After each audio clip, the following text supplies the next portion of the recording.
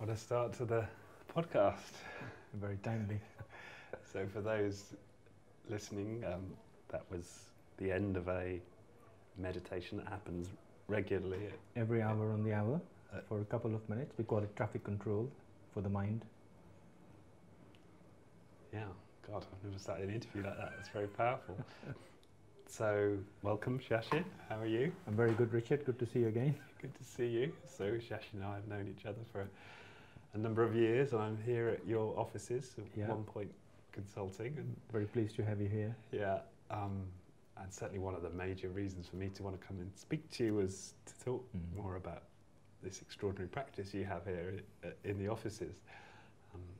So maybe let's start there. So tell us a bit more about the traffic control process and how it came about. So basically, I started meditating, way back in 1981, and learned some techniques. And this particular technique, it's called traffic control for the mind. Essentially, the music comes on every hour, on the hour, for a couple of minutes. And what we say to people is just detach from your work for those 2 minutes. You can pray, you can meditate, you can take your mind wherever you want to.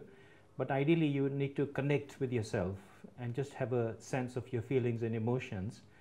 And if they're sort of going slightly on the negative side, make them positive.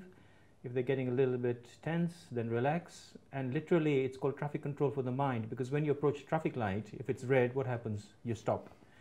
So this is like saying to people, stop, reduce your thoughts, slow them down, make them peaceful, and just get a sense of reorientation and reconnect with your inner self, so that for the next 59 minutes of the hour, you hopefully will be in a better framework of mind and more conducive to better productivity. And so that's what it is, as simple as that. I mean, it's just, I felt so calm already, right? And do you know of any other companies doing this, or as far as you're aware, you're the only one? I'm not aware of any companies, but I think a lot of people, obviously, in the last few years, have taken on the concept of mindfulness, which is where, people are giving lots of different apps, which essentially do provide some of this. In a sense, the music comes on, but I'm not aware of offices which have something like this, because we've got it cabled up in our office. It just comes on. So if you're busy and you forget, it reminds you. And so there's no excuses for people who want to do it and take some time out for themselves. Right. It's very powerful, frankly. I think it just helps to reorient yourself and get yourself in a better framework of mind. And clients love it when they come here, frankly. We explain to clients, and they actually sit and actually do that, meditate in whichever way they want to, which is fantastic. But it generates a sense of calmness and silence. And the music is purely instrumental, so it sort of doesn't have any bias towards anything. Right. And did you institute this from as soon as you started the company, or did it come later? No, I think we have somebody in our team who's pretty good with audio, Simon downstairs, and so we got him to put it in. So we've had it in our offices actually since we started. And that was. So you started meditating in 81? 81, yes. And you started the business in? 2005. Okay. Yeah. So you were a pretty seasoned meditator by the time you Yeah. I love it. I can't manage without it. It's like everybody has to have meals 3 times a day. I need to meditate every day. Otherwise, I don't feel complete. Something's missing. Right. And what's the reaction of employees or new starters coming to this? I think it's optional. We have a culture where we're transparent the way we work, and it's optional, it's not mandated. If somebody asks what this is, we explain, and then if they want to take it on, they can take it on. If they want to continue working, if you happen to be on a client call, you can't just disrupt it sometimes.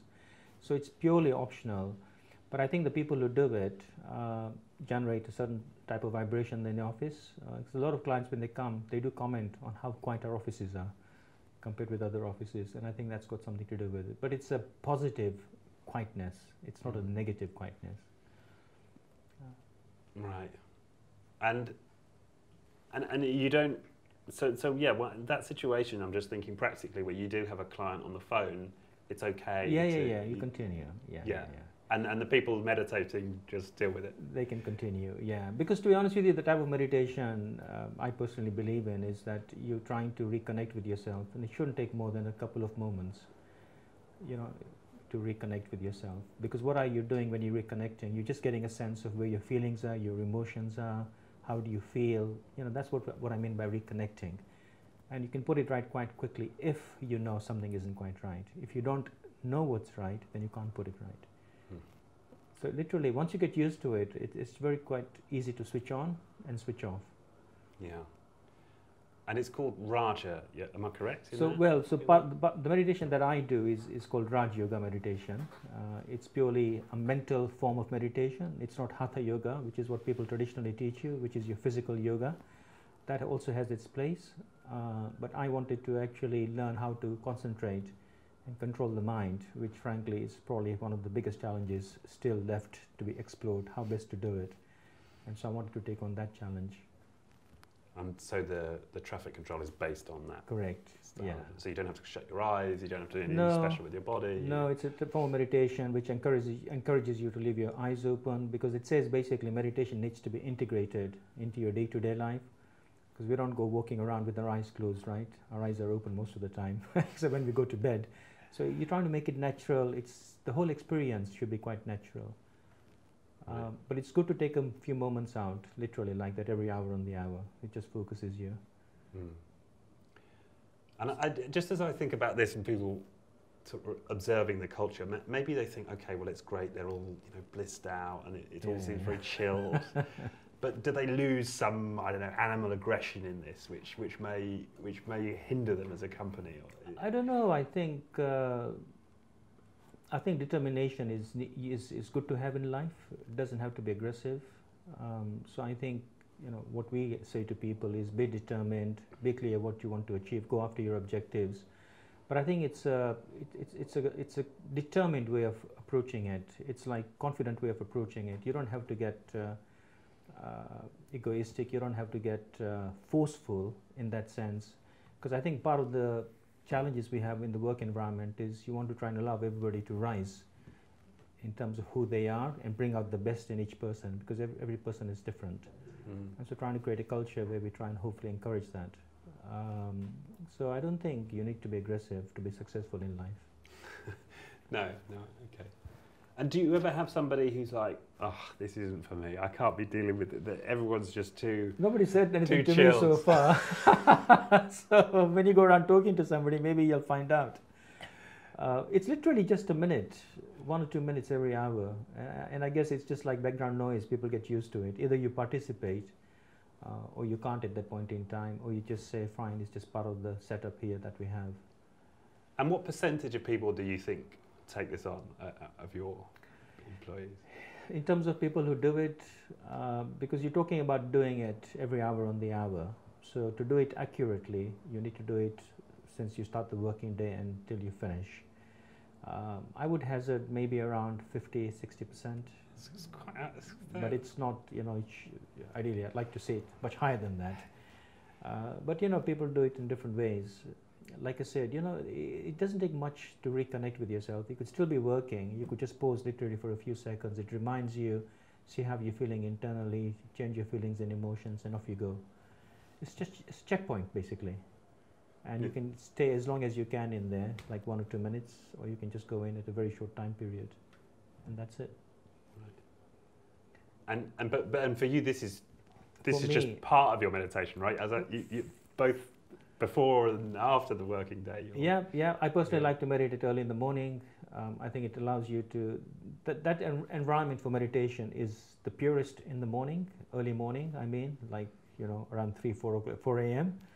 So that's the time when actually everything is really quiet. You've just had a good night's sleep. Your intellect is sort of rested, and you can really create a really good feelings on meditation and just stay in that state for as long as you want to. So for me, it's like setting the day in the right way. Then this traffic control, as I call it, every hour on the hour, is to really go back to that state because it's very concentrated in the morning. Throughout the day, obviously, you're busy doing lots of things. And at night, then it's a question of just 5-10 minutes, literally whizzing through the whole day. Look at the screen of your mind, see what happened, see what you have to learn, see what you have to merge. See who you have to forgive. Forgive yourself if something didn't quite work out. Give yourself a chance for the next day, and literally merge everything, learn from it, so that the idea is that you don't carry negativity from one day to the next. Because unfortunately, sometimes if you don't clear stuff, we carry it forward, and that means the next day it gets impacted. See, the body is fantastic. It's got its own way of clearing waste. But did anybody ever teach us how to clear waste from the mind, which accumulates throughout the whole day? So I find this really, really helpful, because at least I give myself a better chance for the next day if something didn't quite work out. It's okay, learn from it, and then start the next day fresh. So Right. it's a cycle. No, I can see that, because I meditated this morning. Right, I thought okay. about you. I was in fact, I was very good. I was up meditating in my garden at 4:30 this morning, which is amazing. Yeah, So I did some physical yoga first, and then a little bit of meditation. Yeah. But something resonated there is that quite often I'll meditate early in the morning, and then maybe have an hour or a couple of hours where I'm feeling very balanced and so on. Right, And right. then quite quickly the day becomes stressful, and I kind of lose some connection. Correct. So I can see how having some level of push in terms of throughout the whole day helps. Prompt. Yeah. Yeah. Because IT is a very fast-paced industry, as you know. Its concentration is very intense. So much happens, and so if there's an opportunity for you to take some time out, I think it's much valued. Really, I don't think we do enough of it. We're all busy getting to know each other, getting to know clients, getting to know technologies, but how much time do we spend with ourselves? Quality time, just to get to know ourselves. And frankly, after all these years of meditating, I'm still learning about myself. There's all sorts of things hidden internally, some of which are very good, some which are not so good. So the things that are not so good are the ones you want to focus on and change. Because the whole aim of meditation is ultimately to become a better person. Be more effective, how you use your mind, how you use your concentration power, how you deal with people, how you deal with situations. Because the world out there now is very complex, I think, than it used to be. You could almost have things coming from any angle now. Politics, call it religion, call it sports, the weather, the climate change. There's so much out there now which is changing all the time. And I think being able to reconnect with yourself and see where you are at any point in time, I think is very helpful for me. Allows me to maintain my sanity, frankly. Yeah, and you say IT, but almost all industries this is happening too, right? I guess you're right. Virtually all of the you're major right. industries You're right, is becoming more complex, and we're dealing with much more variety in the day, and the uncertainty, and the uncertainty is increasing, the volatility is increasing. Yeah. And at the same time, we've got all of these addictive technologies around us, keeping us a long way from ourselves. Yeah, exactly. So I can see how this. Yeah. See how people have such challenges needed. now, just switching off for a few minutes. We got your mobile phone there the whole time. Yeah, I can see it. So I'm interested a little bit more then to go way back to 81 then. So what first prompted that desire to get into meditation? I think, so basically, between 1971 and 1981, I was doing the martial arts. And the trigger for the martial arts basically was being bullied at school in a very bad way a couple of times. And I sort of went home one day thinking, gosh, this needs to stop. So I got into martial arts and, managed to do quite well in it. I also used to teach. But and you were at school where? I was in England, yeah. In England, okay, that's right. But so your family came over. Yeah, so in 1971, we actually came from Uganda. So part of the Ugandan Asians who actually came over to the UK. Who were expelled. 6 months after we came. So my father came to the UK to have an operation done. So he basically wanted to put us through the education system. And so we came in December 71. And then I think in June 72, all the Asians were expelled by Idi Amin. And so, from having everything to having nothing except a little house we managed to buy was quite an experience. It teaches about life and the meaning of life and what's important, what isn't important, what stays with you, what is very temporary. So for me at an early age, it was a fantastic lesson, frankly. It's a strange thing to say. I'm glad it happened because it taught me so much. And do you mind asking me how old you were then? No, I was 11. So you were 11, and just talk me through that sequence then. So what do you get? A bang on the door saying you've got to be out by this day? Or Yeah, pretty much. Work? Well, we were actually in the UK at that time because my father Okay. had already brought us, but then my father had gone back, and then within 6 months, I think, literally, yeah, people were just told to leave. You couldn't even take money out of the country. You couldn't take your possessions. Literally, your life is all you had to take with you. Right, and oh God. And what was the sanction if you didn't leave? I mean, what was the threat? No, I think you just had to go. I mean, you know, you get the people, the armed forces used to come around and sort of, you know, just make sure you are leaving. You can't argue with somebody with a gun in front of your head, right? You just say, fine, I'm going to move now. And that's what happened. Right, and how, so you're 11 years old, you've already come over, so you've not been exposed to that, no, but you now know there's no going back. You're in England now. And correct, that's it. yeah, correct. Yeah, yeah. My father did go back after a while because then they actually wanted the people to come back. Some people went, a lot of people didn't go back, and then he went back, he did some work there for some time period with my uncle, and then eventually settled back here in the UK. Right. So you're living in a small house, your Small whole house. family. At that time, you know, we managed to buy a terraced house, 3-bedroom house, but you know how lots of people had problems in those days. So we were lucky we had a house. So, you know, there were about 20 odd people staying in the house because apart from us, we gave accommodation to anybody who needed accommodation just to help them, because that was the nature of how you do stuff, right? In those situations, you just lend a helping hand to people. And what was that like as an 11-year-old boy then with 20 people in the house? I mean, let's say very busy and noisy and not much privacy. But, you know, you learn from the situations. I think it's good to go through challenges like that. It teaches you a lot about life and yourself, to be honest with you, and the people around you. So I think every experience you go through in life, even if it may seem painful at that point in time, teaches you something. I think it can make you a better person if you use it in the right way. Mm. So you're in school, and how's your English? I mean, were you speaking English yeah, back we in were sort of learning. Yeah, we were learning English there, so it was okay. So you know, I managed to understand stuff. But I guess it's the bullying which was obviously completely unknown at that point in time. It's not just the white guys who used to bully you; it's also the black guys. Right. And the white guys used to get together because now here is somebody who's sort of a little bit different in color. So let's get at him. So that was interesting. But you know, then I learned the martial arts. I could look after myself. But it's at the martial arts that I really got my first exposure to meditation. And what did you? I'm just fascinated. I want to hear the kick-ass story. So was Oh, there a gosh. moment when you first beat one of the white guys up and it turned? So basically, here is the score. So I managed to get as far as a brown belt. I was supposed to go for a black belt. In which it was a mixture of Shotokan and Taekwondo. Okay. So a lot of focus on kicks. And you know, in those days I used to wear contact lenses. I didn't have glasses, right? So then I used to go into tournaments and, you know, literally also conduct classes. So it was great. But I really like the meditation before and the end of the session. The idea is before the session, you try and leave everything that's happened outside before the class starts. So your state of mind is in the right way. And then obviously you build up a lot of aggression and you do lots of stuff. And then you sort of sit down, meditate, clear all of that so that when you leave, you're living in a positive state of mind. So that was my first exposure to meditation. But the martial arts was great, frankly. It taught me a lot of discipline, taught me confidence. But here is the story, right? The first time when somebody really attacked me on the street, even though I had the ability to hit him, I couldn't. I just couldn't. And this is probably around year 8 or 9, sort of probably when I was about 18, 19 actually. And that made me think, you know, that really I took on the martial arts as a form of defense. It wasn't really in my nature to be violent and hit people. It's because I got tired of being picked on.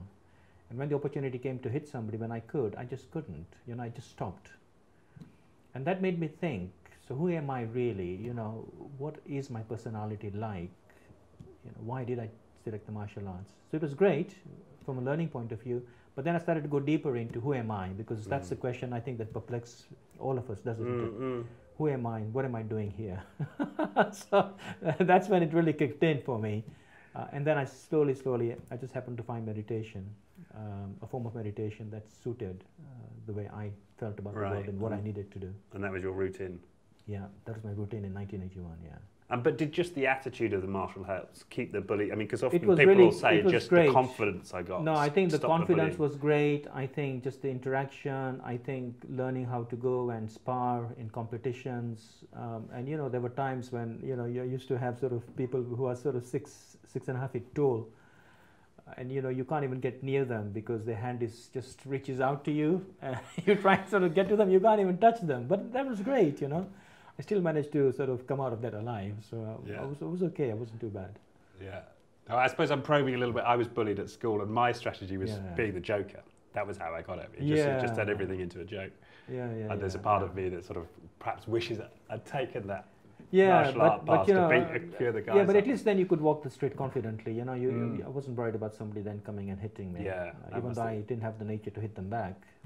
You know, you lost that fear. Yeah, I was just sort of was fine with it. You know, okay. So yeah, but again, good experience.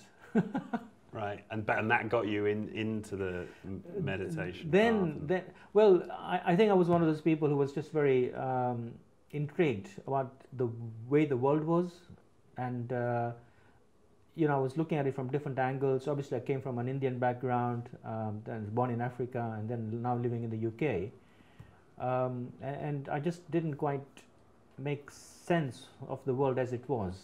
In a sense, lots of things didn't make sense to me. I didn't understand it, and that got me thinking and reading about stuff, you know, to actually answer the question, why is the world in the state it is? How would I feel about it? And so that's what really got me going, to explore meditation, to then look at Eastern philosophies, look at Western philosophies, because having graduated in 1981, in those days one didn't have money to go on holidays, right? So I had a good 3 or 4 month period before I started my first job with a company called Logica, to really just read and explore about myself and what I wanted to do with life. And frankly, it's actually in those 3 or 4 months which was crucial, because I'm still implementing stuff that I thought about at that point in time. So for me, at that age of 21, which is when I graduated, I guess I set the course of direction of my life, what I wanted to achieve from it. Right.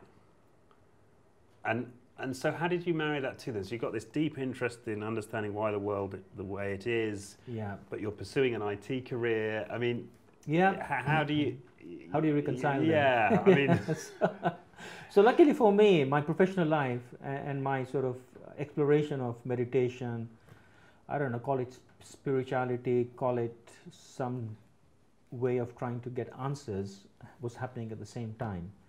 And I guess fortunately, I came across some people who'd been practicing meditation. I met some really experienced meditators who really seems to have got a handle on life and what they wanted to achieve out of it. And some of these people I met through an organization called the Brahma Kumaris. And frankly, that really set the course of my life, and you know, taught me basically many things since that point in time. So for me to actually blend both of those things was quite interesting, because as part of my exploration, what I really realized is that there are some things I needed to do. So here I was in a family that had lost everything, so I had to try and restore the status within the family, to make sure people were looked after. So my first goal was to make sure I look after myself, mentally, physically, financially, emotionally, intellectually, spiritually. You know, literally, if I can't look after myself, I'm not going to be useful to anyone else. So that's where a lot of time went on myself. But then the second objective was to make sure the extended family gets looked after, because I knew that having seen them go through that turmoil and having had everything, and then here we had to open a shop. Used to see my mom and aunt go in a factory, in a bus. There they were driving cars. So it's like such a big change, and so I wanted to restore that, at least give them a better quality of life. And so for me, it was important to get through the education system and make sure I come out with a good degree and, you know, get a good job. So back in Uganda, they'd had a very everything, different, very, very good, high quality life, really. I mean, so that must have been difficult for, for them and for you to see it. Correct. Everything. You know, imagine there were people there to look after everything, and here now you had to do everything yourself. It's a big change. And how did they? No, they adjusted really well, frankly. Adjusted really well. They were helping running a shop, and they started to learn English because they had to, and you know, they had to go to the factory to work for some time before we got the shop in place. So a lot of learning, and I think everybody came out fine from that point of view. But for me, I had to make sure that I could carry the rest of the family. So that was the second objective. But for me, there was a third objective, which is okay, what more beyond that? I mean, how will I come back in 60, 70 years' time and say my life has been successful? How do I measure success? Because the conventional way of measuring success didn't quite gel with me. Get a nice big house, get educated, get married, have a few kids, go on lots of holidays. Okay, fantastic. I think that works for a lot of people. But for me, I think there had to be another meaning for existing. And that's where my charity work really started to come in, because my third objective was to make sure I do something of value, which hopefully benefits a lot more people than just myself. And really, that's the journey that started way back in 81, 83, 4, 5, when I really started to do a lot of charity work. And for me, both of the professional side and the charity side were very important components of what I actually wanted to do. And so then the journey continued, having worked for people like Logica, Deloitte, and Anderson. But then in 2005, I started to create a company called OnePoint, because I really wanted to bring all of these things and create a different type of culture. Yeah, and those companies you mentioned, for people who aren't familiar with them, they're big corporates. Big corporates, yeah, fantastic experience. I learned a huge amount from them. But I think I was trying to do something different with my life, and trying to just progress up the career ladder was fantastic, in terms of the opportunities they offer. But I wanted to actually make sure as I live my life, I was able to contribute in giving and sharing with other people. I didn't really want to wait till I retire or till I make a lot of money. I was more happy to earn enough money, frankly, and then devote whatever extra I could at that point in time to charity work. A lot of people used to ask me, because I never took a pension, to be honest with you. Even the companies I used to work for, they used to give you, final salary pensions, which is really good. But for me, at that point in time, I felt it's better I divert my money to a place where it's giving value now. I'm sure the universe will take care of me if I'm supporting the universe in doing something good. And so I always try to live a life where I'm using things in a worthwhile way, there and then, and not trying to think too much for the future, for my security. Think enough, so you don't want to be a burden to anybody. But beyond that, I think caring and sharing is what I learned in life. Just care for others and share what you have, so it brings value to people. And share it now. And that reminds me Correct. of a story actually between the two of us, because you invited me on a meditation retreat a while back, and you were sharing about how you'd reached out to certain people in your network to come and join us on this retreat, and some of them were saying, maybe when I'm retired. Correct. Yeah, that's right. So I think some people feel some of this stuff is when you retire, when you don't have anything better to do, which is fine. I think each person has their own way of living, and I think we have to respect that. But for me, it was like, it's important, I'm doing things useful now, not trying to wait 50, 60 years, because who knows what happens. With all the pension scandals, I'm glad I never managed to take pensions, frankly. See what happened, a lot of people's portfolios just went down completely. Whereas for me, I was happy I had used the money in a worthwhile manner. Right. And I think that's part of a trend, isn't it? So a lot of the tech tycoons in the States now are pledging to spend their money philanthropically now in their lifetimes. Yeah, which is great, actually. And obviously Bill Gates is a wonderful example how he's used his wealth to benefit so many people. And I think that's where you get additional good feelings internally, because your time and money is being used in a worthwhile way, rather than just accumulating for yourself. Because, we all need to cover our basics, I think. But beyond that, honestly, it's extravagant. You can't take anything with you into your next life. So why not use it properly here to benefit other people? And I think the other point you're making is not just material resource, but time resource. Correct. And I'm sort of with you on that in terms of I invest in myself as much as I can now and do the self-work now, rather than wait until I'm retired to become a better person. Yeah, in that case, it's just a little bit too late, isn't it? No, I agree. I think investment in the self is the most important thing. I don't think we do enough of that. And I think it can sound a bit self-righteous even as I say it, but there's something that resonates in what you're saying. No, I think you're just looking after yourself. To me, it's important to look after myself so that I'm not a burden to anyone, because then only can I make a positive contribution to the world out there. You see, if I'm content internally, then I can make a real positive contribution. If I want things from people, then frankly, I'm not doing it for the right reasons. It's like you build up the well inside. Exactly, because if you're full internally in terms of being happy, content with what you have, then you have something extra to give to people. But if every interaction is based on you wanting something from somebody, then, you know, I don't think it brings the same level of happiness and contentment. Right, yeah. And for people listening to this who are like intrigued and they're like, oh, yeah, but how the hell, you know, how do I go about starting an hourly sort of meditation practice in my office? Do you have a, do people ever ask you, you know, how do I get started with meditation, either personally or in terms of an office? Yeah, I think you need to find the right type of meditation, because there's quite a lot out there in terms of variety, you know, and I think you've got to see what is it that you feel comfortable with. And then, you know, spend some time looking at the options. Obviously what I do is what I find works for me, but it may not work for everybody else. So you really got to spend some time and see, what do you want to get out of it? You know, why do you want to meditate? What's the underlying reason? You see, for some people, they just want to relax a little bit. You know, they just want to take their mind away from something, whereas other people want to make it part of the daily life so that it transforms you internally. Because meditation is on many different levels, frankly. You know, there's a level basically where you can just help you manage stress, but there's a level, I think, which allows you to really change yourself internally in a very deep manner. And obviously that requires much more higher level of investment than just the first part. So it's almost like you've got to ask yourself, what is it that you want?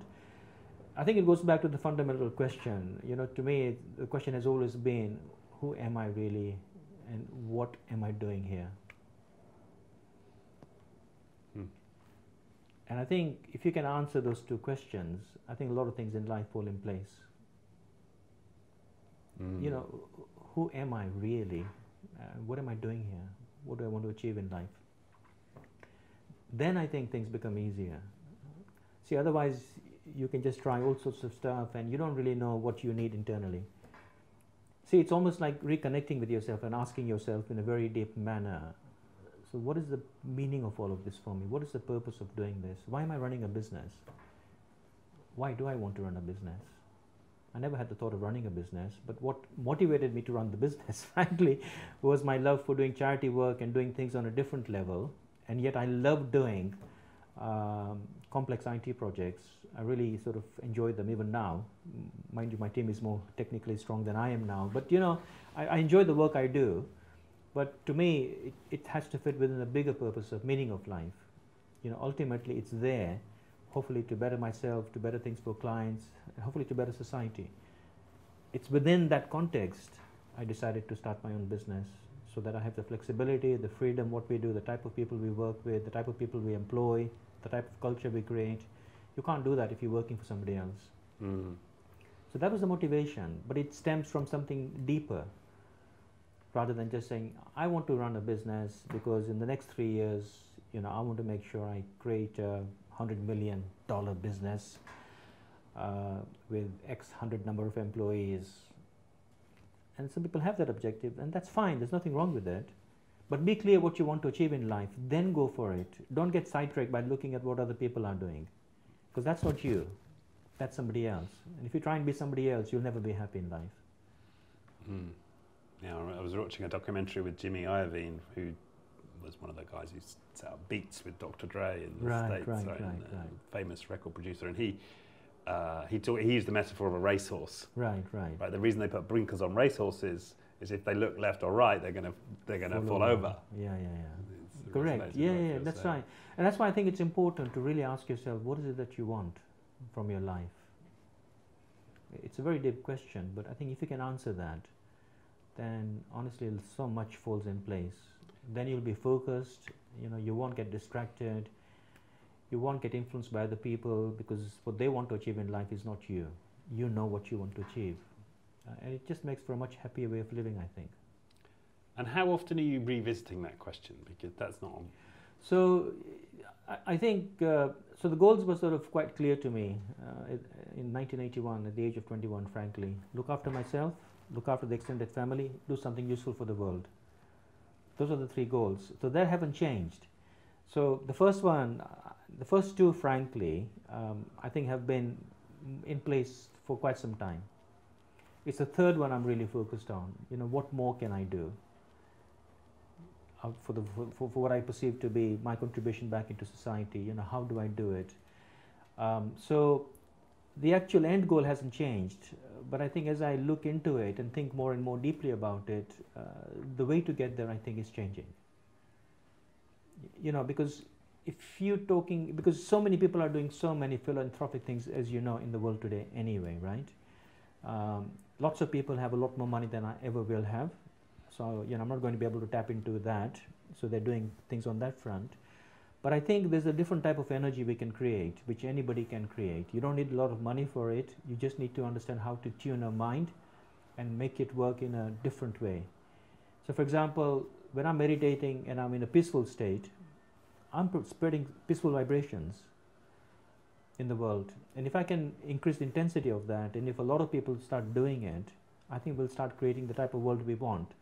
So, you know, my focus is more actually on making a contribution from that point of view, because that's what I can do, right? I mean, I'm not a millionaire, I'm not a billionaire, I never had the aspiration to be one. So that's not where my contribution is going to come from. It's going to come from a different perspective. And I think that's what is going to be the need, the call of the time as we go forward. Trying to actually create a vibration atmosphere which actually gives people a feeling of belonging, a feeling of safety, security, because all of that's disappearing in the world out there as far as I can see. So we can bring people into that space where they feel enriched, they feel energized, they feel powerful, then they can go and do useful things in life. Right. If it makes sense. Yeah. I'm just hearing people who might say, well, hang on, you know, right now, we're, you know, in terms of prosperity in the world, poverty is going down, violent crime on a global level is going down. So actually we are achieving a lot of those outcomes. And not everybody's meditating, if I were to play devil's advocate. I that's from material progress, they would argue. Yeah, I think there's no question scientifically, technologically, you know, we really have advanced in a huge way. But has the quality of life become better? Are people more happier than they used to be? Is there contentment in their day-to-day life, in their interactions with people? Are the relationships in a good state? I don't think so from what I look at and observe in the world outside. So technologically, no question about it. But I think the recent crime statistics, even in the UK, are quite worrying. I think they came out just a few days ago. Yeah. So definitely, technologically speaking, making huge strides. But in terms of the overall level of contentment and happiness people have, I don't think so. I think it's going down, frankly. I've seen a lot of people in poorer countries seem much more happier than people in richer countries. Right. And so, you know, there's a question, well, why is that? And I think people are realizing, trying to base your happiness purely on material things, because material things by nature are not permanent. You know, they're here today, they're gone tomorrow. So it's like you building your house on sand. You know, if that's your foundation, I don't think you can ever be completely happy. Yeah. So this importance of asking ourselves those fundamental questions. I think so. Who am I? Yeah. And what is it that I want to do with my life? And it's interesting you started there rather than suggesting some meditative practice. You suggest going to those questions. Yeah, because I think this is the question I think people need to answer, and you can find different ways of meditating, different techniques that may help you get to the answer. I mean, you know, Richard, you and I have worked for consulting companies. We used to work together on client projects, right? I mean, what is it the first thing we try and do? We're trying to understand the client. We're trying to understand the challenges, the issues. We then look at the market they're operating, and then we come back and make suggestions. It's applying the same thing to myself. Who am I? You know, what are the good things I have? What are the things which are not so good? What climate am I operating in the world outside? What are the things that are going to come and hit me? How do I make myself more resilient so I can cope with things in a better way? So it's really looking inside to see what's happening rather than outside. And I think if we can all learn to look inside and try and put things right, I think we can generally improve the state of society. Because I think there's a lot of clutter inside in all of us, even myself after all these years, I see clutter and I need to declutter, I need to get rid of it. So then only positive energy is there. Right. So, and this is, this focus on positive energy, I mean, whilst I do meditate and I do find it very powerful, I think that for me, if there is a flaw, as I perceive it in the sort of meditative worldview, if you like, is that this focus on positive emotions and positive thinking. And actually I've found the most powerful growth growth for me has often been going deep into my most negative thoughts and then negative feelings and getting to the grief, you know, in terms of what I've experienced earlier, working through it at a therapeutic level, which in itself has enabled me to be more present to life and and ultimately to have more positive thoughts and feelings. But so sometimes, and I've heard this criticism made of meditation, is that it's like whipped cream on a cow pat, you know, it's we're trying to take some spiritual bypass away from the really messy stuff. No, I agree with you. No, to be honest with you, to me, the proper way of meditating is to be able to look inside and actually unravel the good and the not so good, but then see how to deal with the not so good and to change yourself. I'm talking about self-transformation. And you know, the objective of meditation is to transform yourself. And transformation means obviously there are things in there which need to be changed, otherwise why bother? So I think, to be honest with you, the right approach to meditation is that it's not like just looking at the positive things, or it's not like reinforcing stuff, because some people come back and say, well, you know, be positive, keep on reinforcing stuff and then it'll just work. Does it work all the time? No. Why? Because if the underlying stuff hasn't been dealt with, it's never going to work. You know, it's like you're putting a mask over something to push it aside, but it's not going to fix it. So I agree with you. Proper meditation is to look at it and really change yourself internally. Completely agree with you. Yeah. And that takes time and effort, right? I mean, it's hard work to change anybody. It's hard work even to change yourself. And so it needs persistence, it needs determination, it needs guidance, it needs patience, it needs love, it needs all those qualities to give yourself a proper chance. Otherwise, you know, sometimes people look inside and see all the negative stuff and shut the door saying, I'm never going to do that again, because all these horrible things are coming out. And they will come out once you actually open Pandora's box, because there's good and bad in there. And that's okay. And is there anything in your inquiry that you've discovered that perhaps you were uncomfortable to discover that you've had to work through? Oh yeah, quite a few things. Anything you'd want to share? Or? No, I think it's a whole series of things. You know, it's like sometimes getting agitated, you know, getting a little bit tense when you shouldn't, getting a little bit stressed when you shouldn't. And there's different trigger points, right? And so with some of this, with a lot of this stuff, when you look into it, you see sometimes underlying all of that is actually subtle ego. You know, your ego gets brushed a little bit. Somebody said something, you feel insulted. Somebody praises you, you feel very good the next day. Or somebody defames you, you feel very low. So, you know, these are all aspects where our self-respect isn't as strong as it needs to be. And so then we get influenced in different ways, and then we react in different ways. But a lot of this actually stems from sometimes what I call attachment to yourself, to your ideas, to other people, and then when some of that gets taken away, you know, you sort of can't seem to function. There's also aspects of ego, like I said, you know, this sort of I, from a very egoistic point of view, is probably one of the most dangerous things we have. And we sometimes try and keep on feeding that ego, and ultimately, frankly, it doesn't bring us good benefits. So learning humility is a very important element of all of this. You know, the universe is huge. You can learn something from every single individual. You know, constantly have the attitude you're a student of life and you're learning. Then I think over time you start to understand the ego is less important, and then the good thing starts coming out. So yeah, there's a whole series of those negative tendencies. Because the biggest challenge in meditation really is, how do you control your state of mind? Right? I mean, now people are talking about this, have been quite some time, saying we probably use, I don't know, 5% of our brain. But sometimes I think it's because we haven't quite learned how to use probably 5% of our mind properly. Because I see the mind and brain as two different things, by the way. You know, the brain is the physical part, the mind is the metaphysical part. And so that's the level where we need to learn how to control it. Then I think other things can improve. But that is the ultimate goal of meditation, you know, to be able to control your mind, which means your thoughts, your feelings, your emotions, your reactions, and change yourself over time to be hopefully a much better human being than I am today. And have you seen any transformations in your staff? Have you noticed maybe they come in, they're not meditators, and maybe they're here for a while? No. I mean, to be honest with you, I mean, this part of my core team, frankly, have been with me since day one. You know, a lot of people have been with me a long time, and I see the huge benefits of meditation.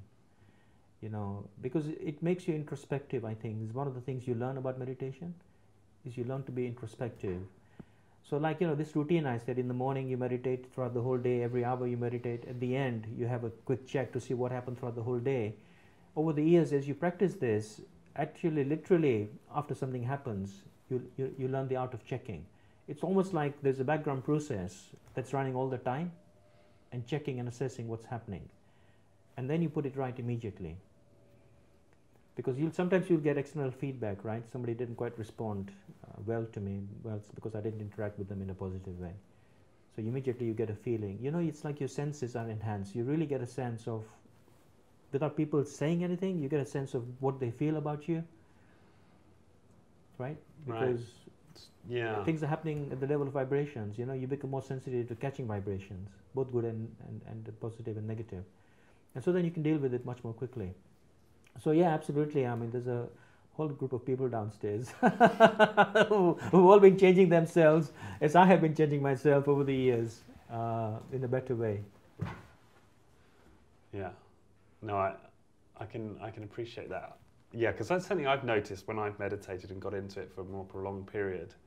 Yeah, my senses start to become slightly more attuned. Exactly. And I'm a little bit, and I suppose because I'm slightly calmer, I've got a little bit more space to... Correct. There's not so much going on with me, so I've got a little bit more mind space to check in with what's going on out there. Yeah, I have noticed that. No, it makes a huge difference, really. Yeah. And this idea of just clearing everything on a daily basis is immensely powerful, I find. It's like time, you know, it's like, okay, something happened today, that will never happen now. You know, it's like that event is finished. But we continue to persist that experience in our own minds and remember something that happened 20, 30 years ago, and that brings our emotions down.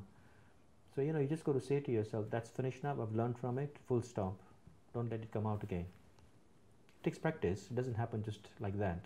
Like a flushing. Correctly, yeah.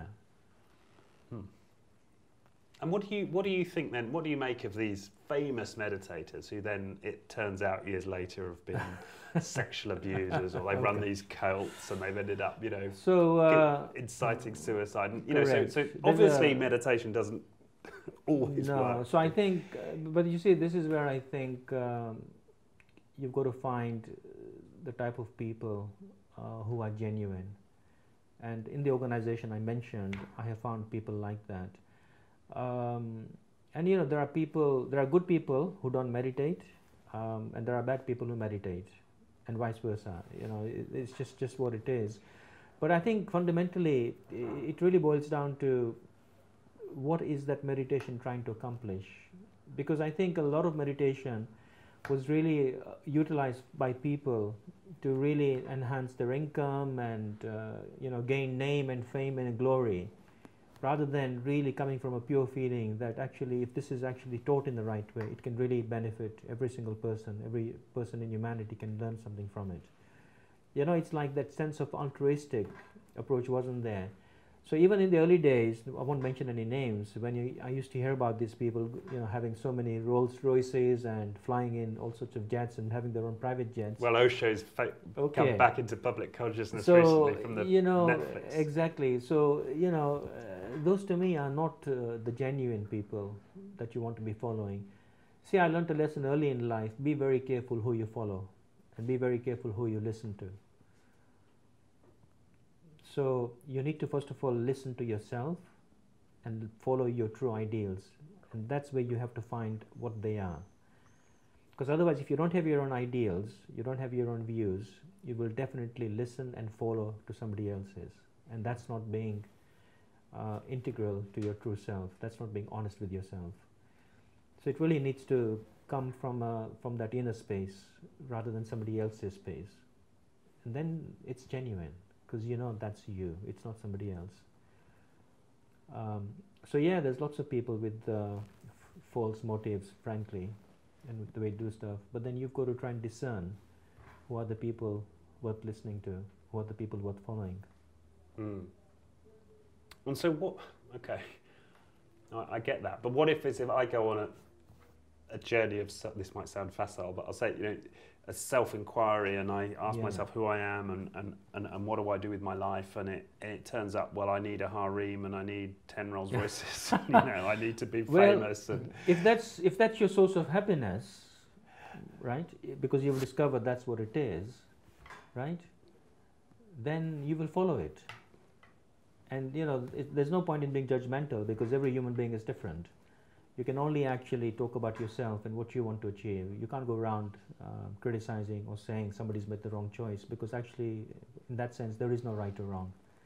Each person will make their own decision in life, and you have to respect that. You may not agree, but certainly respect it.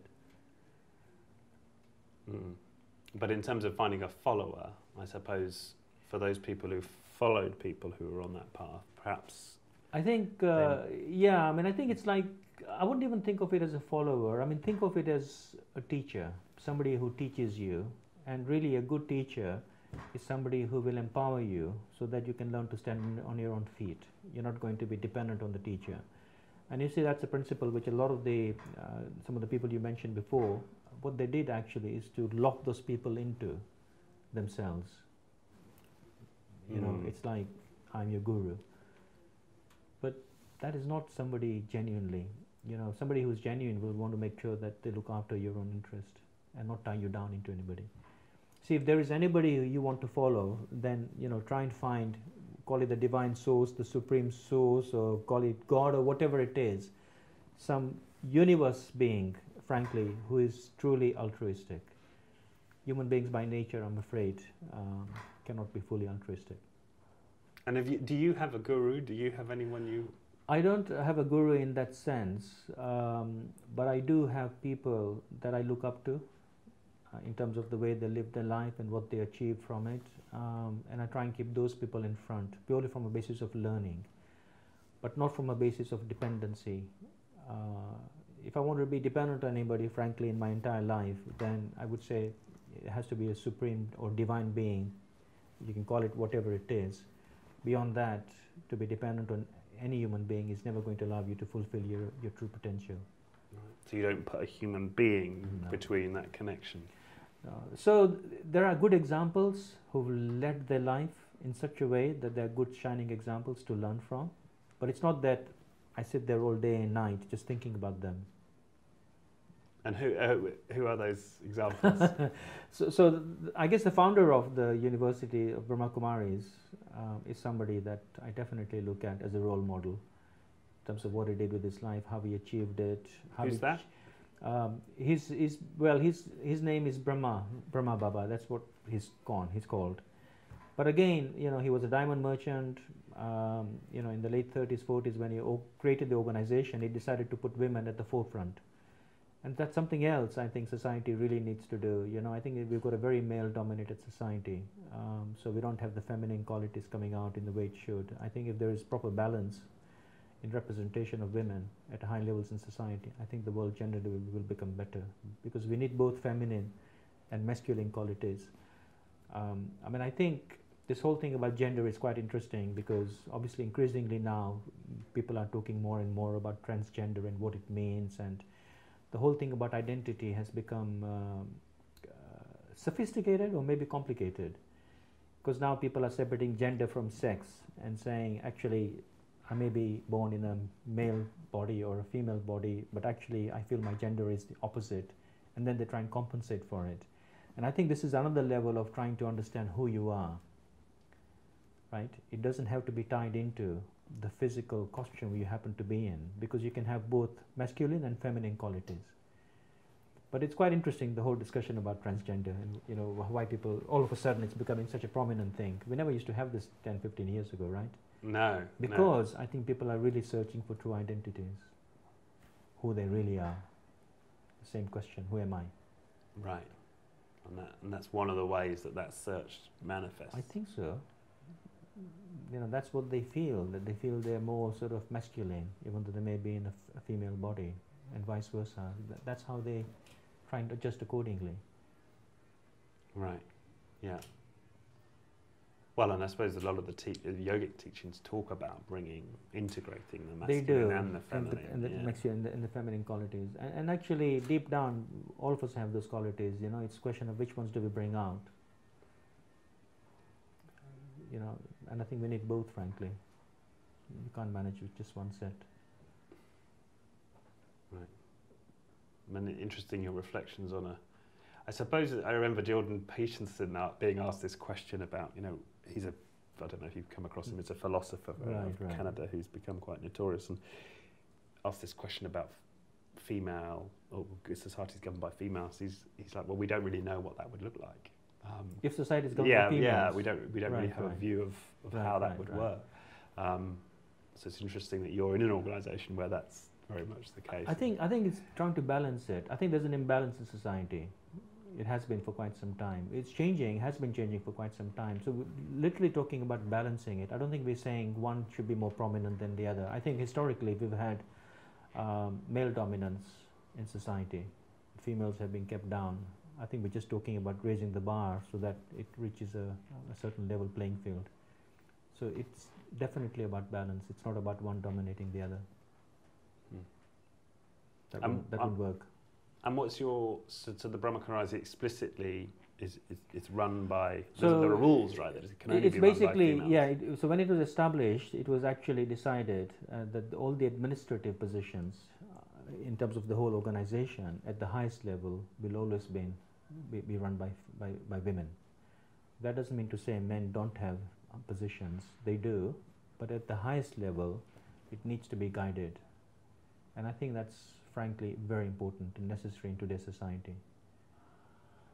I think it just brings a different level of commitment, the way it's run, different type of feeling it generates. You know, it's like being in a house and your mother actually is looking after everybody. But you run your company and you're male. I do, but that doesn't mean to say basically that I don't listen to people. I mean, everybody in our company, it's a very flat structure. Everybody's able to make contribution, come up with ideas, even the most junior member of the team. So everybody's empowered to make suggestions, and sometimes the youngest people, frankly, come up with the best ideas, in which case you take them forward. So I think it's having that sort of different culture of listening, because we can get very stereotyped and come back and only listen to people with experience. So it's fine to listen with people of experience in those domains, but there are other areas, frankly, where other people actually, who may be quite new, can bring in new ideas, which somebody actually can't, because they've been in that particular slot for so long. So I think it's just having that open mind and trying to encourage ideas from everywhere, so that you pick up the best ideas you can take forward. But these are quite different ideas. The idea that a leader should have an open mind versus a company or an organisation should be administered by females. I mean, they're not necessarily going against each other. I think what it's trying to say basically is to try and actually restore some imbalance in society, because how many organizations, I hardly know any organizations, frankly, which are led by women at the highest level, and that's why I have a lot of respect for this organization. And I think it's just it was realized by the founder that actually that's quite important. Imagine this was in 1930s in India. Yeah. It's unheard of. You know, it's just like revolutionary in that sense. And obviously since then, we've had women prime ministers in so many different parts of the world. Obviously UK and India, we've had it in different parts of the world. It's a bit of a trendsetter.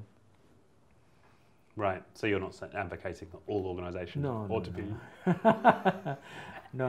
I think for spiritual organizations, considering all the negative things we've seen when men have been in charge at the highest levels, it probably bodes well. Right.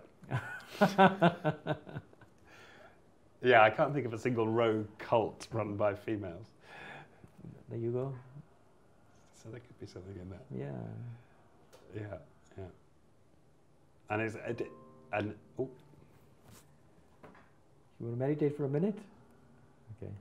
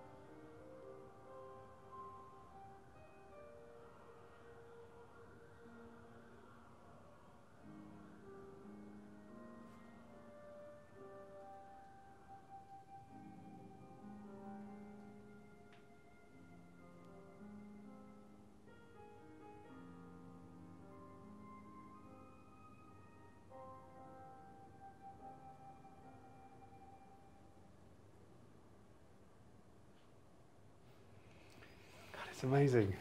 Do you feel different? Yeah. I think it really makes a big difference, if it's just for 1 or 2 minutes. See, one of the most beautiful things of meditation I like is, you know, it's like you can see in the screen of your mind what your thoughts are, what thought is about to arise, what your feeling is, what your emotion is. You know, you can literally see it. And that's exactly what happened to me. So I'm going to share. So David, our cameraman, hello David, was tapping away on his laptop at some point during this interview, and I was like, get off that. And that's been rolling in my mind part of this interview, and it really came up. Yeah. And I was like, I can let that go. Yeah, I can let that go. You know, and I'm sure if I talk to David now after this interview about it, I'm going to come from a different place. Yeah. That's what it is, honestly. It's how to just keep it decluttered so that it works effectively. It's a very powerful thing, we have the mind. But a lot of it's being wasted. It's not being used to its full optimal. Because it's getting caught around. Yeah, it's just negative thinking, vicious thinking, thinking about the past, worried about the future.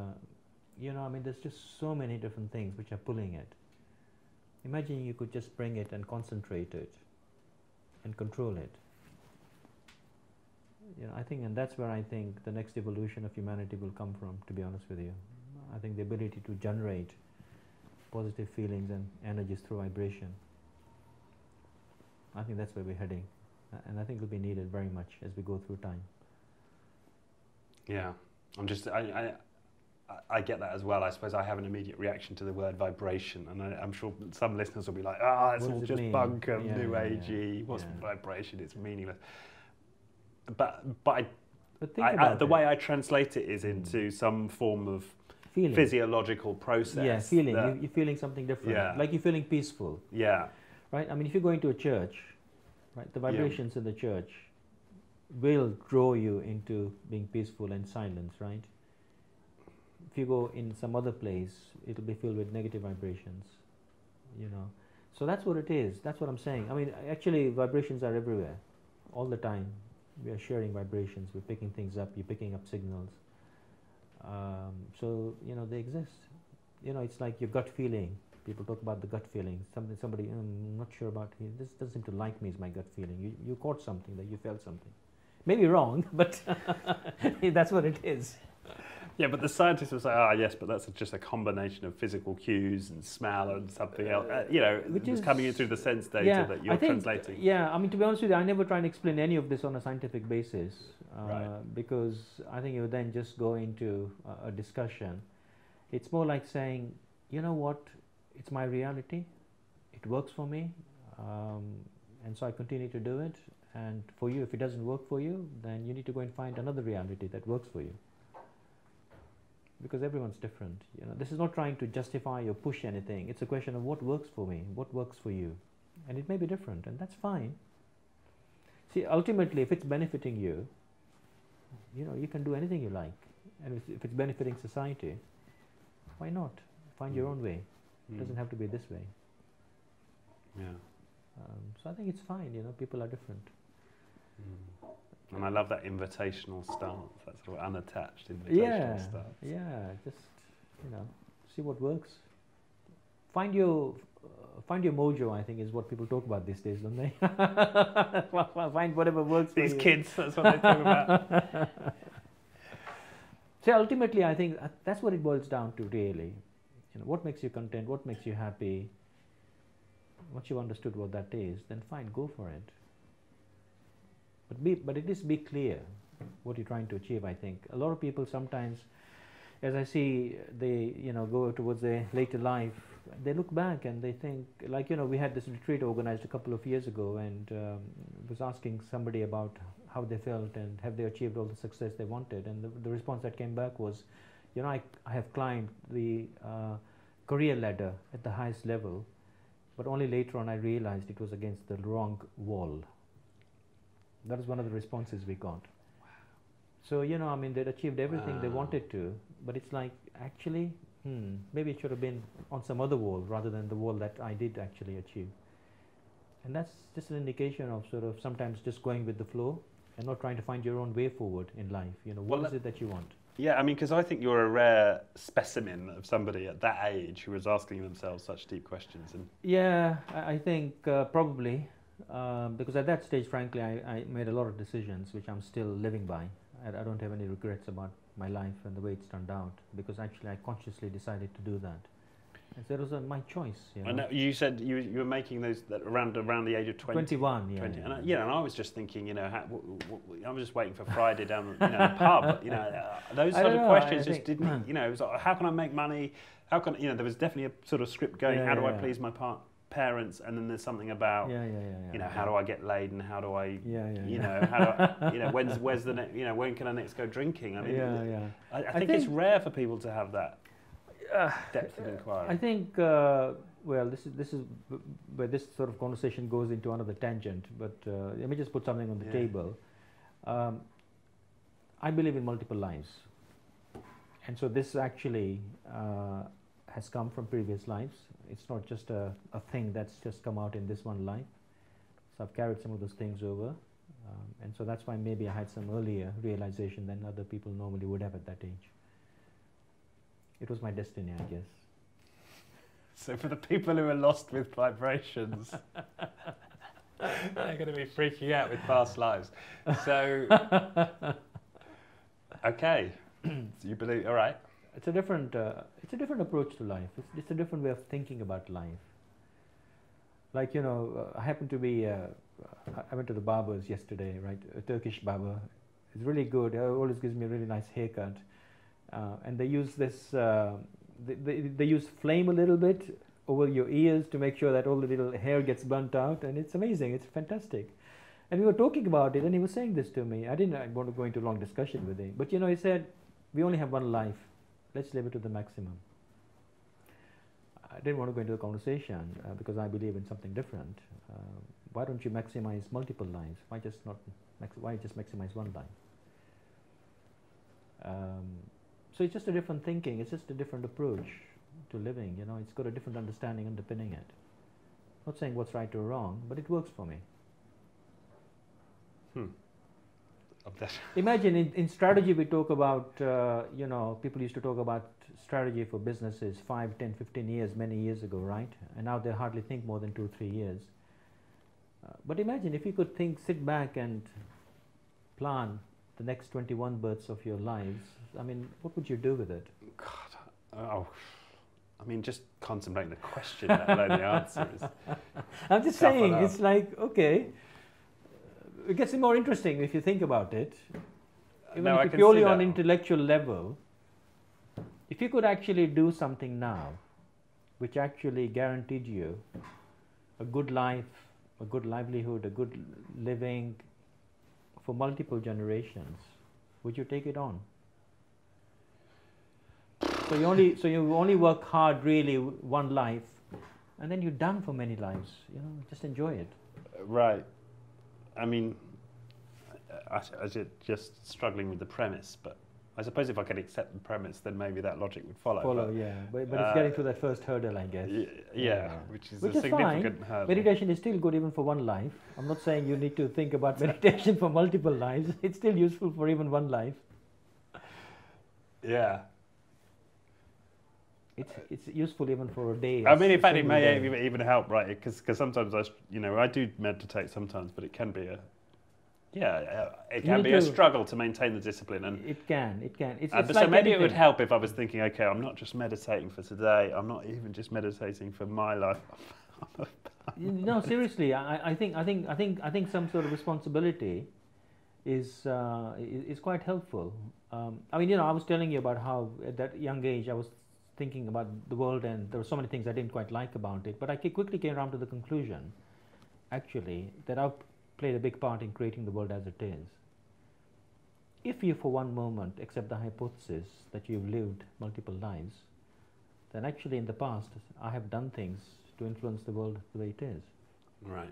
I've played my own little part. Could be a very little part, but I'm certainly part of the process. So when you understand that, you know, you stop blaming other people for it. Because, you know, you don't like the world outside. Well, it's probably because you helped create it. Why don't you go and change it? Why don't you take on that responsibility to change it? But change then happens internally first before it can happen outside. Right. I can see how it would build a level of responsibility in the mind. It's a different responsibility in that sense, Yeah. rather than just, trying to do some meditation because you've had a bad day today. I suppose I would be far too attached to my scientific biases to even contemplate it. Because, Yeah. And I find it's interesting when I meet somebody like you, a trained engineer, and clearly very grasp of the scientific method and so on, and still finds a way to accept beliefs like this. Yeah, no, I think, it may be unusual in that sense. But, ultimately, my reality is my experience. And that's what is my reality. And so if I can experience something different, purely, which is not based on science, then for me it exists. I wouldn't try and justify it and explain it to anybody in scientific terms, because I wouldn't be able to do it, frankly. But I know what's real, because I can feel it. I can experience it. This is kind of a postmodern belief, my existence is the truth, my truth. Yeah, it's like, it's fine, I understand. Scientifically, maybe you may not accept it, but actually this is my reality. Because I can see what's going on in myself, like I never used to. I can see the type of thoughts I have, the type of feelings I have, the type of emotions I have. I can see how I react. So there is science underpinning it in that sense, because there's a feedback loop. Because if it's working, I'll keep on doing it. If it doesn't work, I'll drop it, right? Imagine trying to meditate since 1981 for 36, 37 years. If I didn't enjoy it, I would have dropped it ages ago. If it wasn't giving me any value, I would have just moved on to something else. So there is something in there, it works for me. And that's why I keep on doing it. No, I can see that. And of course with meditation there is some scientific evidence that it does have beneficial impacts on the brain. So it's a different way of living, I think, is what I'm really trying to say to you, Richard. It's like there has to be a purpose in your life. Find that purpose, find yourself, and then go full force in achieving it. That way you will never sort of regret, I didn't do something that I wanted to or I could have. Because if you don't know what you want, how are you going to go after it? We will just stumble and do what other people think we should be doing, and then we want to find ourselves in our true meaning of life. And so to me the business fits within that context. It's not separate. Just like my meditation is integrated in my day-to-day life, so is my life integrated into my business, and so is the business part of my life, because all of it needs to work together to create what I need to create. And I think there's great beauty in that when it comes together. It's all joined up. It's not like there is one thing fighting the other. They're all moving forward in the same direction. I think that's also a trend for people, for society right now. Is this go with the flow? Go with the flow, but also a desire to fuse, bring it all together, integrate work it. and life, and integrate. I think we're talking about integration now, not balance. People used to talk about work-life balance. I think it's more about integration. Integrate everything together, so it actually reflects who you are holistically. Then I think you can get a sense of being happy and content in life. Otherwise, we're always chasing something, which is moving away from us. And how do we do that so it's okay for you, you're an entrepreneur, you were able to create a business in your own image. How does somebody listening to this do that if they don't feel like they have the resources to start their own business? Obviously, it was a journey for me, right? I was quite when I worked for the big companies for a long, long time, it's only afterwards I realized. So, some of these things take time. You can't really push it. Sometimes the timing is important. Sometimes the choice comes in front of you and you take it. I think I would say to people, whatever it is you decide to do, just be clear. Establish who you are, what are your values, what do you want to achieve in life. I think that's important.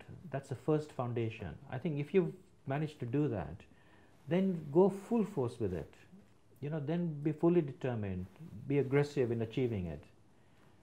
But sometimes that initial stuff is not happening. And it may take time, it has taken me time in some things. You may come back and say, that's where I want to be, but I'm not there. But it is if you've got a vision, right, then the plan will naturally arise. Then you'll get to it. And then you need to underline that vision every day. This is where I want to get to. This is the meaning of my life. somehow then it works. It may take time. You need to be patient. Nothing happens quickly in life, I don't think. Patience is a great virtue. It really is. Excuse me, I'll stop you there. I need to do a little swap. Yeah. Gosh, we've probably gone over your time slot If anyway. you want to do another little bit, but let me Yeah. just change this over 1 second. I just waited for a natural. Is it covering what you wanted, Richard? I know it's going all over the place. It's great. You're surprising me. I think it's. I'm really enjoying listening to it too. Very, very Yes. You keep pulling these rabbits out of the hat. I'm like, okay, what's next? Yeah.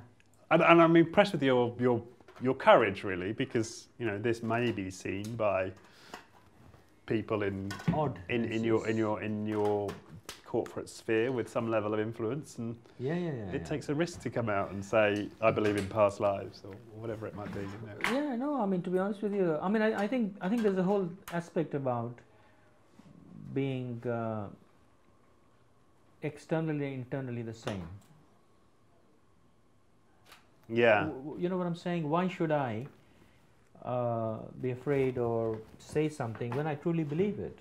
That's not me. I mean, I'm trying to be somebody else. This again goes back to the core thing, right? Who am I? What are my values? And what do I want to do with my life?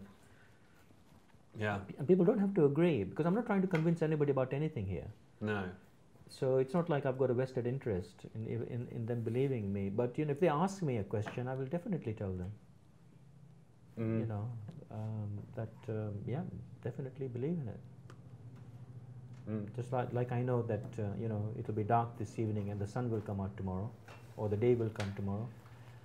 To me, I guess that's what it is. I think in my life, where I've had a tendency to jump from one thing to the next, I look back and I think, hey, if I'd have just waited another 6 months or another year, and maybe things would have been different.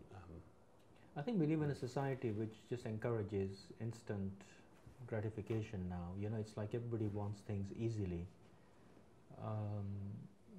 and I think it's fine if that's what your circumstances gives you. But sometimes then your expectations get very seriously misaligned, because you can't replicate that in everything in life, and then you get disappointed. And I think sometimes it's good to work on something. It may take time, but I think the fruit is long lasting rather than something instant, because somebody else maybe did it for you. I think it's all tied in with contentment and happiness. If you think about life, what is the purpose of life, right? What does every human being want from life? They definitely want love. They want to have peace. They want to be happy. Right? I mean, these are like every human being wants this. And yet the way they go about achieving it is very different. Why? Because some think having good material possessions and material wealth and prestige and name and fame gives you that. Whereas other people feel that's not for me.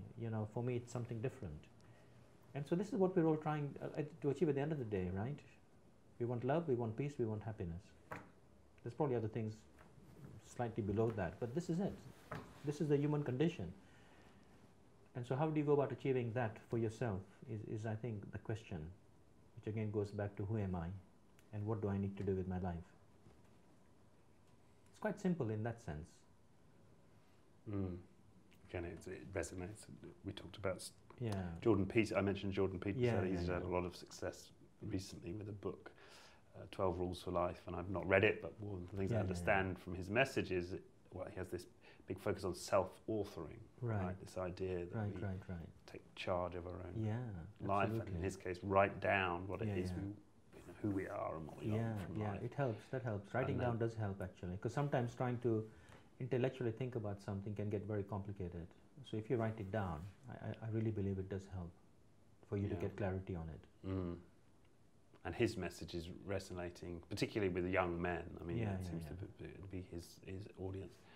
But it does seem to be something that got lost somewhere in the sort of education of people in society, the importance of it. I think so. I think a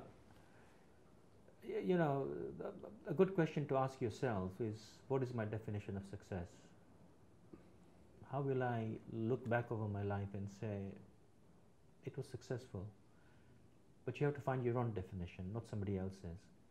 Because the way the world defines success, typically, as I said, is a lot of it's based on things materially. Big house, get married, have kids, good position in a job, good education, maybe have some recognition by the world about yourself. A lot of people actually define success like that. But I think there's a deeper level of success which each one needs to find. What is my success? So, for example, one parameter in life which I aspire to is if around 95% of all interactions I have with people, they came out of it feeling positive about me, then I would say that's being successful. I probably can't get to 100% because that's hard.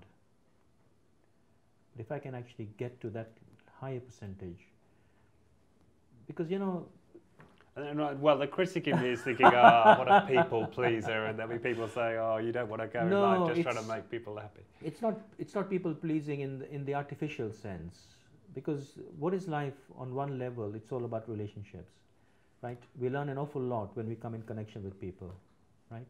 We always do. And so when those interactions are rich, you feel happy, don't you? It's like, I've really had a good conversation, with this person. I feel connected, And so part of life and success is based on relationships. And all I'm saying basically is that, if we can have relationships in a different level than we do currently, I think that's a good barometer of success. I mean, let's face it, right? I mean, when I die, how will I be remembered? It's a good question to ask. I'm not saying I want to be remembered because I want to be utilized or I want to be idolized in different ways, but at least people ought to have some good memories about me. It's like, oh gosh, it was terrible, or it's a reflection of your life, isn't it? It's not wanting recognition on the level of external. It's almost like actually receiving blessings from people internally, saying, that was a good person. I remember him for good reasons, not for bad reasons. So I'm talking about it on that level, not artificial. Like, these days we have all this stuff people want to put on social media and draw attention to themselves and brag about what they've done. And, I mean, that's pushing yourself out to the world rather than the world pulling, saying, you know what? So how do you distinguish that from people pleasing? So how do we distinguish between wanting to have positive reactions and people have a good impression of us, but not trying to please them or trying to tell them what we think they want them to hear? Yeah. So I think it's again important to be genuine, because I think this is where I'm saying, I think who we are internally, once we start to understand that, our true selves will come out externally. We're not trying to create a different barrier. It's not like internally I'm one thing and externally I'm something else. That's not being genuine. So I think it goes back again to that. And I think if you identify your values and your ideals in life and so on, and you really believe, then I think they come out in every conversation, every interaction. Because otherwise it is artificial. Because today you'll see somebody in a very high senior position, and you'll give them a lot of respect because of that. Tomorrow you'll see somebody, I don't know, a waiter in a restaurant, and you won't even sort of look at him or thank him because you see them in a different status. So it's to do with our vision as to how we see other people. And I think part of the challenge we have in society is that we have a vision that's very, very much tied into the physical characteristics and how we understand them to be. And that's where I think you get complications in race relationships, you get complications in other relationships, because you're looking at the external face you can see, right? So sometimes you see somebody very beautiful or handsome, and you start wanting to talk to them, or you see somebody who may not be so pretty, and people just ignore them. So it's almost like we've got to move beyond that and come back and recognize that actually there is a human being there. The human is just what you can see. The being is what you can't see. But it's the being that actually is interacting with you. And so learn to see the quality of the being And that is a much deeper conversation you can have than with somebody, because you've moved away from the physical and you're trying to get at the person, the real person in there. And that's where I think we start to learn an awful lot, because you start to see things in a different light. You're not just looking at the physical aspect, you're actually looking at the person, the qualities of the person, you know, who they are, the type of people they are, how they interact, how they behave. And I think we've got to change our vision towards each other. I think our vision, if I can call this vision very body conscious vision, based on status, based on the body, the way it looks, then you can think of the other vision to be soul conscious vision. It's like you're looking at the being, the spirit. Okay. If you believe there is something beyond the physical body, a lot of people don't. I happen to believe in that. So I think part of it is just changing that, you know. I think it's like changing our attitudes towards people. Right. Then I think our relationships can become at a different level, not based on artificial physical things, because that's what limits us. So we've got to change our vision. Yeah. And part of that is unraveling all the biases internally and getting rid of them, because there's a lot of them inside. Yeah. Well, that's a lifetime's work. It isn't is, yeah.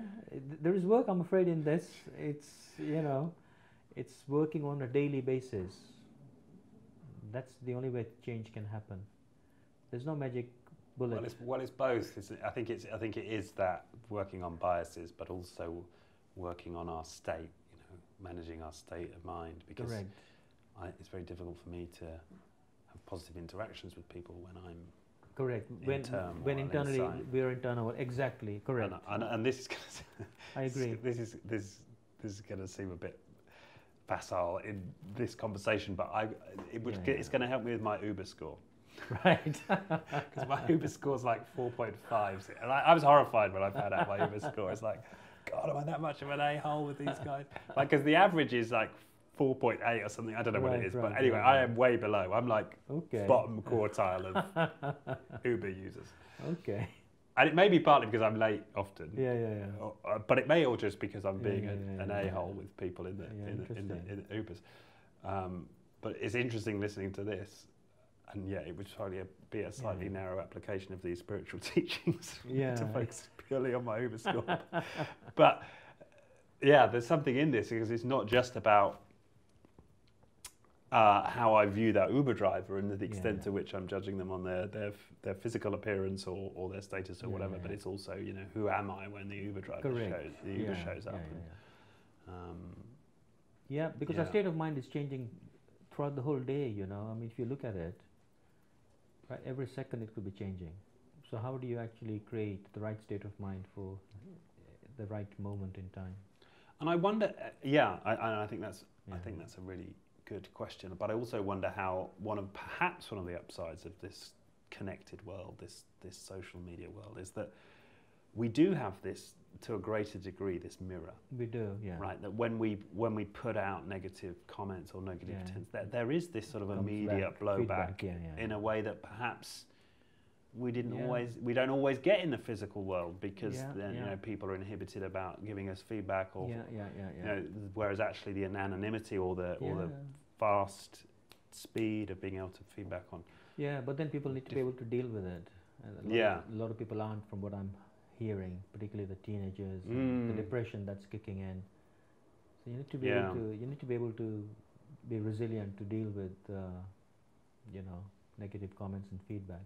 And I think if you know who you are, I think you can deal with it much better. If you don't know who you are, you will start to believe what people say. And it again comes back to that basic question: who am I really? I mean, this is a question of the ages. That's what we're trying to get to here. Because if I can understand myself, I think I can be a lot more happier than I am now today.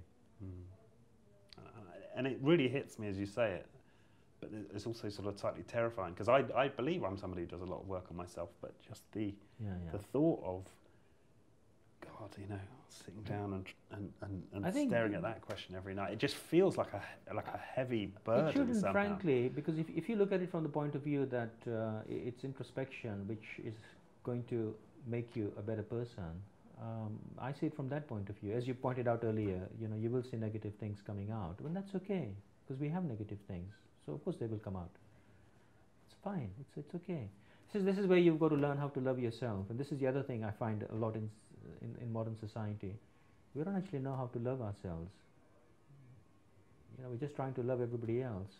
How many people spend time trying to just love yourself, for what you are? And that means understanding the good things and the not so good things, and then you can change them. It's a strange expression to use, but that's what it is. No, I see. It's like, it's like teaching yourself some of the basics which we have forgotten. Because if you're not internally fulfilled, you will definitely seek fulfillment outside, externally. Well, you'll put your ladder up the wrong wall, to use the metaphor. Because you need that. Yeah. As human beings, we need that. So if you're not satisfying it one way, you will satisfy it some other way. Yeah. No, I can see that. Wow, it's been a very powerful conversation. Yeah, we could go talking for hours. I thought I was going to come here and talk about your interesting office practices. It's become it's all intertwined in that, frankly. That's just the surface manifestation. It's just there's a lot of other stuff underpinning it. Yeah. And where's next? So. And what's your sense of your frontier right now? Is there anything that you feel like specifically you need to work on, or you're focused on right now? Internally, or for the business? Internally, internally, and or the business. But I think, well, for the business one, it's easier in the sense, definitely looking at growing it so that the team that's with me can all benefit from it, and they can share in what we create. Maybe we should give a tiny plug, given you give it all the time. So this is in metadata management. So for people who've got just data problems. Yeah, just in a data space. We help clients solve problems in a data space. Yeah. But I think for myself, I think, I know we talked a little bit about this, but it's almost reaching a level of control over the mind that I can put it in any state I want, for whatever time period I want, and whenever I want. That is the biggest challenge. Because if I can reach that level of control, just imagine how much effective I can be in dealing with so much. So I happen to be in a very chaotic situation, but I'm able to calm my mind down and make it completely peaceful in literally just 1 second. Or some terrible situation happens outside. I'm part of it, I can't control it. I can only control what's happening internally. At that point in time, be somebody who can hopefully create an atmosphere of peace and positivity and support for other people, so that they benefit from it. Because I think our mind is incredibly powerful. Every single thought has the potential to take somebody as high as they want to go, or bring them down as low as they want to go. And depression is literally a state where our thoughts are taking us down, and we can't get out of it. Whereas the positive is to take the thought to the next level, which allows you to get out of it. That's all it is. It's all a game of a thought, frankly. A thought can bring you up, a thought can take you down. So if you can actually monitor what's happening and almost keep it at a level where at least it's easy to go up rather than going down, then I think we can be in a much better state. And that's what I'm talking about, It's like, that is the frontier for me now. Having understood myself, and there's still things to do there, no question about it, it's then actually how to utilize this so that it brings benefit to the world and society. Because otherwise, just understanding something without benefit, well, what's the point of that as well, by the way? Yeah, so it's not just developing a sort of circus trick almost for the sake of it. It's like, it has to have some positive outcomes. Yeah. And I believe it can, which is why I'm pursuing it. Yeah. So that is where I need to get to. Awesome. Full control over the thought, stay in a thought for whatever time period I want, whenever I want, and for whatever time period I decide. So I should be able to switch on and off, literally like that, space of a second. Then I think we can be really useful and support the world going forward. A laudable goal. It's a different level of support, right? Yeah. Because, you know, there are times, frankly, when, again, this is going down to the whole theory of vibrations, you know, there are times when physical aid won't be able to reach people, yet people are there, you know. Is it possible for us to develop a level of communication where our thought reaches somebody else and brings them benefit? Is that feasible? Just like now. Well, it might be feasible with technology. Whether or not we can do it without technology. I'm talking about without technology. Is another question. You know, why not? You know, our communication now, we are also interconnected. Why can't communication happen at a different level? Is it not possible for me to be sitting here and sending positive thoughts to somebody in another part of the world where they are in complete distress? Well, that's the old idea of prayer, isn't it? I mean, exactly. So, can make it happen. Call it prayer, call it meditation. I don't think it matters to me. But that's what I'm talking about. I mean, frankly, the example of the kids trapped in the caves in Thailand is quite interesting. If you think about it, I think the combined focus of so much of humanity on them and wanting them to come out of it well, I think played a big part in it. So, you know, I think it's infusing that thought energy to a common goal and objective, and I think we can make big things happen that we haven't seen so far. Yeah, but I think people listen to that might think, well, yeah, we achieved that, but that was because we put material resources into finding the team and the equipment to have it happen, not correct. Not because we somehow changed people's mind states remotely. No, but remember, I mean, they survived for quite some time before the actual physical equipment got there. Yeah. And I think everybody had a lot of good, positive feelings for them. That's what I believe anyway. I think there is energy working at a different level which we can tap into, which I think will bring benefit to people in different ways than what we have seen today. So why not combine all of the different energies? Because ultimately, if you want to make the world a better place, I think science definitely has a place.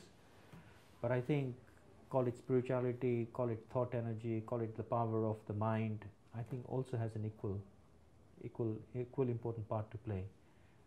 So I see science in that context, I see spirituality in that context coming together to really make a difference to the way the world is today and tomorrow. Okay. Maybe that's the place to end this. That's very. Thank you very much, Richard. It's been a Thank very you interesting so much. conversation. It's been very interesting. We can go on talking for hours, but I think lunch beckons us. Yes, we have a nice lunch for you guys. Yeah, so that's another thing you do here, right? Go downstairs. Lunches for everyone. Yes, one of the charities we look after, frankly, feeds us every day. A really good homemade food, cooked with a lot of love, which also has a big impact, frankly, on the mind. But that's another conversation for another day. Okay, thank you so much. Okay, Richard. Thank you. Fantastic. Cheers, Thank thanks. you.